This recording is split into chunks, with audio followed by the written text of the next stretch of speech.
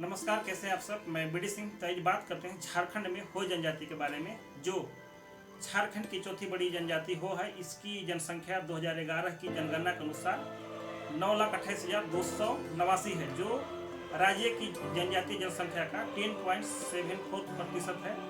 भारत में हो जनजाति की सबसे बड़ी जनसंख्या झारखंड में पाई जाती है।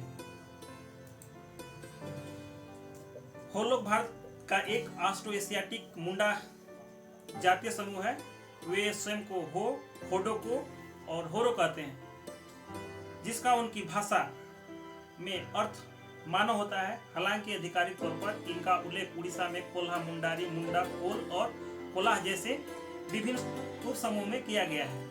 वे ज्यादातर झारखंड और उड़ीसा के कोल्हान क्षेत्र में केंद्रित हैं, जहां 2011 तक वे कुल अनुसूचित जनजातीय आबादी क्रमशः 10.7% और 7.3% है। 2001 में राज्य में लगभग 7 लाख की आबादी के साथ हो, संस्थाल, कुरुक और मुंडा के बाद झारखंड में चौथी सबसे बड़ी अनुसूचित जनजाति है। हो पड़ोसी राज्य उड़ीसा, पश्चिम बंगाल, बिहार के निकटवर्ती इलाकों में रहती है, जिनकी संख्या 2001 तक 8,06,921 हो गई है। वे बांग्लादेश और नेपाल में भी रहते हैं। जातीय नाम हो भाषा के शब्द से लिया गया है, जिसका अर्थ मानव। यह नाम उन्हीं भाषा पर भी लागू होता है। हो मुंडारी से निकटता से संबंधित एक ऑस्ट्रो एशियाटिक भाषा है। एथनोलॉग के अनुसार 2001 तक हो भाषा बोलने वाले लोगों की कुल संख्या 10,40,000 थी। क्षेत्र के अन्य ऑस्ट्रो एशियाटिक समूहों के समान हो बहुभाषावाद की अलग अलग डिग्री रिपोर्ट करता है, जिसमें हिंदी और अंग्रेजी का भी उपयोग किया जाता है। 90% से अधिक हो स्वदेशी धर्म शरणावाद का पालन करते हैं। हो के अधिकांश लोग कृषि में शामिल हैं, या तो वे भूमि का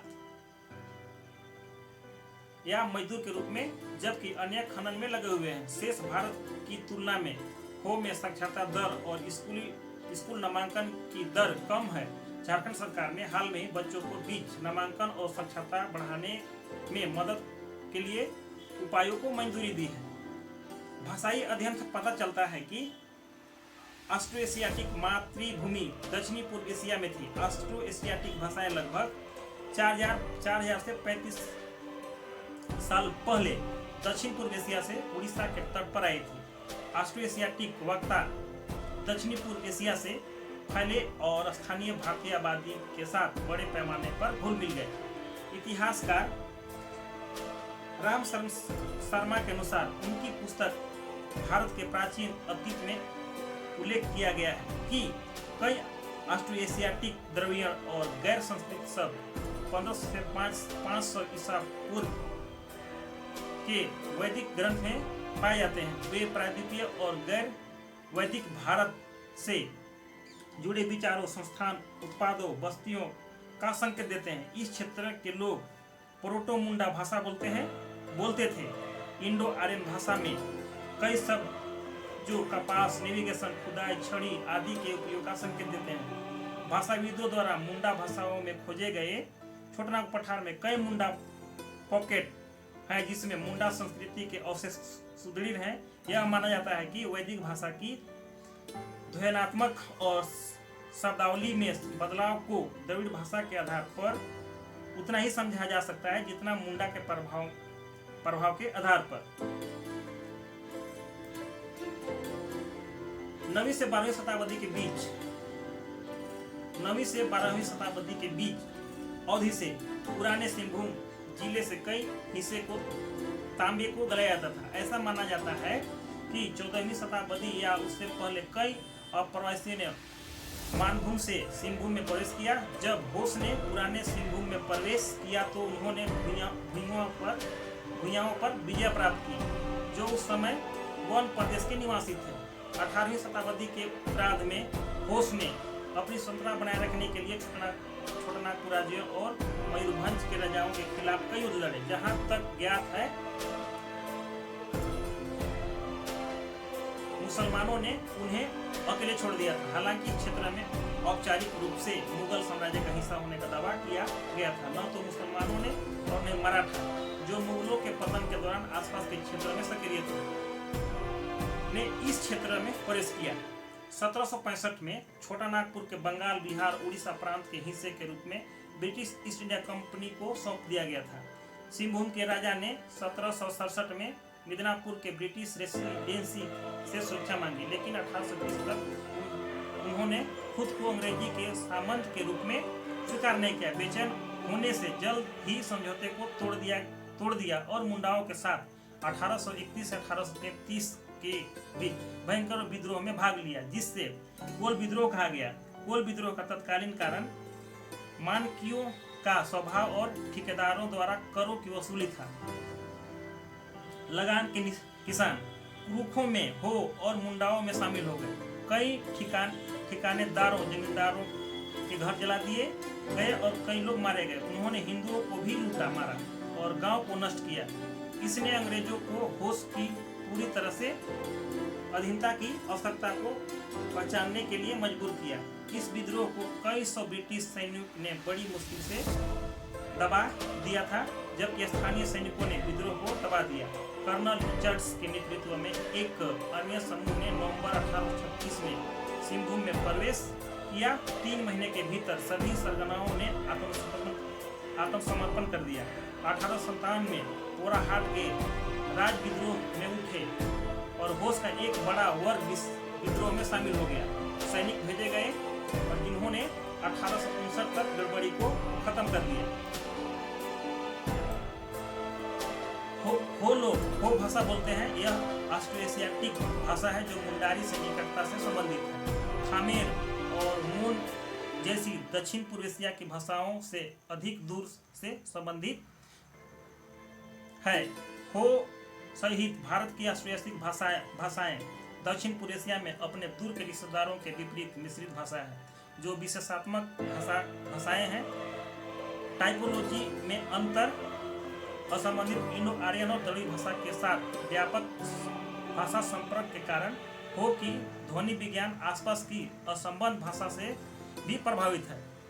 हो की कम से कम 3 बोलियां हैं, लोहारा, चाईबासा और ठाकुर मुंडा। सभी बोलियां परस्पर सुगम है और सभी हो वक्ताओं से लगभग 92% चाईबासा और ठाकुर मुंडा दोनों बोलियों में एक कथात्मक प्रवचन को समझने में सक्षम है। सबसे अधिक भिन्न बोलियां हो क्षेत्र के सुदूर दक्षिण और पूर्व में है, जबकि हो बोलने वालों में से 5% से भी कम लोग भाषा में साक्षर हैं। आमतौर पर देवनागरी लैटिन लिपियों में लिखा जाता है। एक देसी वर्णमाला जिसे वरांग सिटी कहा जाता है और जिसका आविष्कार 20वीं शताब्दी में लाको बोदरा ने किया था और मौजूद भी है। हो गांव का जीवन 5 मुख्य पर्वों या त्योहारों के इर्द गिर्द घूमता है। सबसे महत्वपूर्ण त्योहार माघ पर्व माघ के सर्दियों के अंत में होता है। यह कृषि चक्र के पूरा होने तक प्रतीक है। यह 1 सप्ताह तक चलने वाला उत्सव है, जो निर्माता देवता सिंह बोंगा के सम्मान में आयोजित किया जाता है। अन्य छोटी बोंगा को भी पूरे सप्ताह सम्मानित किया जाता है। बापर्व मध्य बसंत में आयोजित फूलों का त्योहार पवित्र साल पेड़ों वार्षिक फूल खिलने का जश्न मनाता है। सोहराय या गौमा महत्वपूर्ण कृषि त्योहार है, जिसकी तारीख आमतौर पर शरद ऋतु में राष्ट्रवादी उत्सवों के साथ मेल खाती है। यह खेती में उपयोग किए जाने वाला मवेशियों के सम्मान में संगीत और नृत्य के साथ एक गांव व्यापी उत्सव है। समारोह के दौरान गायों को आटे और ढाई के मिश्रण से रंगा जाता है, तेल से अभिषेक किया जाता है और मवेशियों को बोंगा की छवि पर एक काले मुर्गे की बलि चढ़ाने के बाद प्रार्थना की जाती है। बाबा हरमुतु औपचारिक रूप से पहली बुआई है। तिथि प्रत्येक वर्ष शुरुआती बसंत के डुयर पुजारी पाहन द्वारा निर्धारित की जाती है, जो प्रार्थना करके और वर्ष की अपनी पहली बुआई शुरू करके 3 दिवसीय समारोह का संचालन भी करता है। परेशानी मुक्त फसल के लिए आत्माओं को धन्यवाद देने के लिए पहली फसल खाने से पहले शरद ऋतुओं के अंत में जोमनामा पर्व आयोजित किया जाता है। सामान्य तौर पर आदिवासी संस्कृति के लिए नृत्य महत्वपूर्ण है और हो लोग के लिए यह केवल मनोरंजन के साधन से कहीं अधिक है। उन्होंने गीत आमतौर पर नृत्य के साथ होते हैं जो मौसम के साथ बदलते हैं।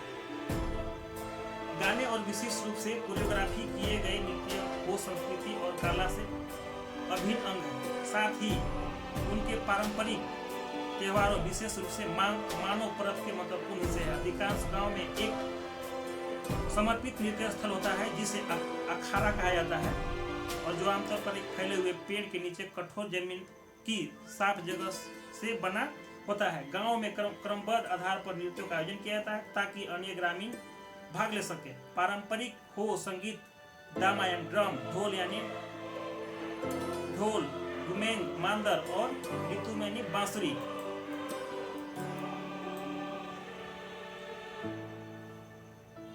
वो लोग हंडिया बनाते हैं वे जिसे वे डायोंग कहते हैं। 2001 की राष्ट्रीय जनगणना में 91% खोज ने घोषणा की कि वे अन्य धर्मों और मतों को मानते हैं, जिसका अर्थ है कि वे खुद को किसी भी प्रमुख धार्मिक समूह से संबंधित नहीं हैं और सरना या सरनावाद नामक अपनी स्वदेशी धार्मिक प्रणालियों का पालन करते हैं। सरना धोरोम यानी पवित्र जंगल का धर्म के रूप में भी जाना जाता है। जानने वाला यह धर्म आदिवासियों के जीवन में एक महत्वपूर्ण भूमिका निभाता है। देवी देवताओं और आत्माओं में उनकी आस्था बचपन से ही उनमें समाहित है। होश का धर्म काफी हद तक संस्थाल मुंडा से मिलता जुलता है और क्षेत्र के अन्य आदिवासी लोग सभी धार्मिक अनुष्ठान गांव के एक पुजारी द्वारा किए जाते हैं जिन्हें देवरी कहा जाता है। हालांकि उसे दृष्ट या दुष्ट आत्माओं या देवताओं को प्रसन्न करने की आवश्यकता नहीं है। स्पिरिट डॉक्टर देवा इसकी देखभाल करते हैं।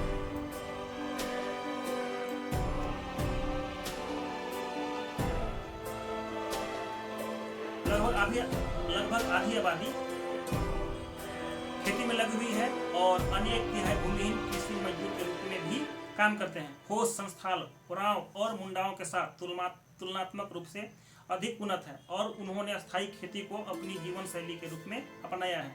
खोज क्षेत्र में लौह अयस्क की खोज ने 1901 में पनसीरा बुरू में भारत की पहली लौह अयस्क खदान के लिए रास्ता खोल दिया। वर्षों से लौह अयस्क खनन क्षेत्र में फैल गया। कई खोज खनन कार्य में लगे हुए हैं, लेकिन इनका कोई बड़ा प्रतिशत नहीं जुड़ता है। हालांकि इस क्षेत्र में फैले छोटे सुनियोजित खनन कस्बों ने हो लोगों की शहरीकरण के अच्छे और बुरे पहलुओं के करीब ला दिया है। क्षेत्र के कुछ प्रमुख खनन शहर चिरिया, गुआ, निवाडी और किरीबुरु हैं। साल निसोरिया रोबस्टा इस क्षेत्र का सबसे महत्वपूर्ण पेड़ है और ऐसा लगता है कि इसे वहाँ की पथरीली मिट्टी पसंद है। हालांकि साल एक पर्णपाती वृक्ष है और गर्मियों की शुरुआत में इसकी पत्तियां झड़ जाती हैं और जंगल का झाड़ियां आमतौर पर सदाबहार होती हैं, जिसमें आम, जामुन, कटहल और पियर जैसे पेड़ होते हैं। अन्य महत्वपूर्ण पेड़ हैं महुआ, कुसुम, तिलई, हरिण, हर, गुलर, आसन। सिंहभूम के जंगल के दक्षिण पश्चिम के कोल्हान क्षेत्र में सबसे अच्छे हैं। हो लोग का जीवन लंबे समय से साल के जंगलों में जुड़ा हुआ है और साल के जंगलों को सागौन के बगानों से बदलने के लकड़ी व्यापारिक के प्रयासों से खिलाफ एक मजबूत नाराजगी है। आरक्षित वन कई जानवरों का आश्रय स्थल है। सरांडा और ओराहाट जंगलों में जंगली हाथी आम है। जंगलों में सांबर, चीतल के झुंड घूमते रहते हैं। बाइसन अभी भी पाया जाता है। 2005 में किशोर चौधरी FRGS द्वारा एक अध्ययन किए जाने पर यह स्थानीय रूप से विलुप्त हो गया था। बाघ कभी भी असंख्य नहीं थे, लेकिन वहाँ हैं। किशोर चौधरी FRGS द्वारा 2005 में एक अध्ययन किए जाने पर वे स्थानीय रूप से विलुप्त हो गए थे। तेंदुआ अधिक आम है होश उत्सुक शिकारी हैं और उन्हें कोल्हान में खेल के व्यवहारिक रूप से नष्ट कर दिया है। वे महान लड़ाइयों का आयोजन करते हैं और जिसमें हजारों लोग शामिल होते हैं। वे अपने ढोलों को एक विशाल घेरों में बजाते हैं और धीरे धीरे पहाड़ियों और जंगलों के पार बंद हो जाते हैं। जंगली जानवर को एक केंद्रीय बिंदु पर ले जाते हैं जहां पर शिकारियों की कतारें तब तक जमा हो जाती है जब तक कि जानवरों को घेर कर मार न दिया जाता है।